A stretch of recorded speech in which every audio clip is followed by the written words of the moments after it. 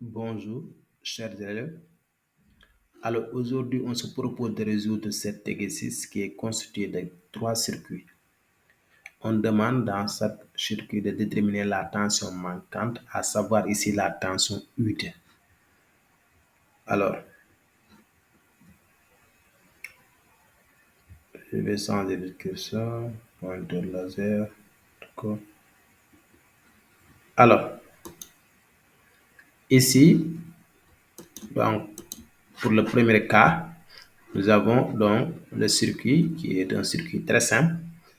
Ici, nous savons que la tension manquante, c'est U2. Alors, pour trouver la tension, nous allons appliquer ce qu'on appelle la loi des mailles.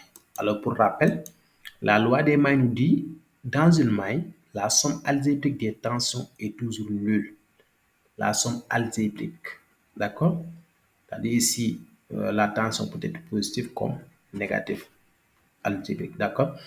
Alors ici, par exemple, nous allons appliquer la loi des mailles et nous allons prendre le sens donc, de ce côté-là. C'est-à-dire nous allons partir de U1 pour venir U2. Alors U1 va être notre tension de référence. Ici, la flèche de U1, c'est de ce sens. Alors nous voyons que U1 a le même sens que U3, a le même sens que U2. Donc, on peut dire que U1 plus U3 plus U2 est égal à 0. Alors, cela implique quoi? Cela implique tout simplement que U2 est égal à moins U3, moins U1 moins U3. Alors, pour l'application numérique, nous avons moins 7 moins 4. Donc, on trouve moins 11. Cela veut dire que U2 est égal à moins 11 volts. L'unité de la tension, c'est volts. D'accord? Voilà. Alors, passons au deuxième circuit. Alors, pour le deuxième circuit, ici, nous avons U1, nous avons U2, U3 et U4. On demande ici U2 toujours. Donc, la loi des mailles toujours nous dit que la somme algébrique des tensions est nulle. Alors, je vais prendre ce sens-là. D'accord? U1, U4, U3 et U2. Alors, regardez bien ici, la flèche, c'est important. U1, c'est dans ce sens. U4, c'est opposé. Donc, on aura U1 moins U4. D'accord? U3 a le même sens que U1. Donc, c'est plus U3. Alors, U2 est de sens opposé avec U1. Donc, moins U2. D'accord? Donc, on aura U1 moins U4 plus U3 moins U2 égale à 0. Voilà. U1 moins U4 plus U3 moins U2 égale à 0. Cela implique quoi? Cela implique tout simplement que U2 est égal à U1 plus U3 moins U4. Je vous conseille d'essayer d'abord avant de regarder donc la correction. C'est extrêmement important. Ça vous permettra de fixer donc les choses. Alors, on aura 7 moins 1 moins 2. U1 égale 7.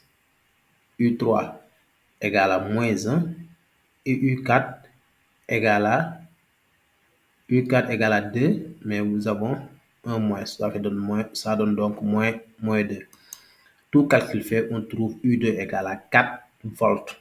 Donc l'unité de la tension, c'est le volt. D'accord? Alors passons au dernier circuit, autant pour moi. Alors pour le dernier, nous avons ici U1, U2, U3, U4, U5. Nous avons 5 tensions. Toujours, on demande la tension manquante ici, c'est U2. Appliquons la loi des mailles. La loi des mailles nous dit que dans une maille, la somme algébrique des tensions est nulle.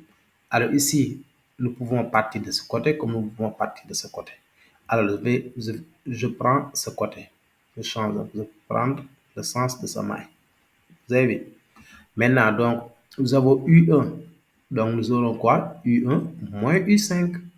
Pourquoi? Parce que la flèche de U1 là est opposé à U5 est opposé à la flèche de U1. Donc, nous aurons U1 moins U5 plus U4 plus U3 mais moins U2 égale à 0. C'est très simple. D'accord? Prenez une tension et vous le fixez. Quelqu'un d'autre pouvait fixer la tension U4 et prendre un sens. D'accord? U4, donc, plus U3, moins U2, etc. D'accord? Alors ici, nous avons U1, moins U5, plus U4, plus U3, moins U2 égale à 0. Donc, U1 moins U5 plus U4 plus U3 moins U2 égale 0. Cela implique quoi? Cela implique que U2 que nous cherchons est égal à U1 moins U5 plus U4 plus U3. Alors, tout pour l'application, nous avons 3 U1 moins 1, d'accord, plus 2 moins 2. D'accord? Tout calcul fait, on trouvera U2 égale à 2 volts. C'était tout.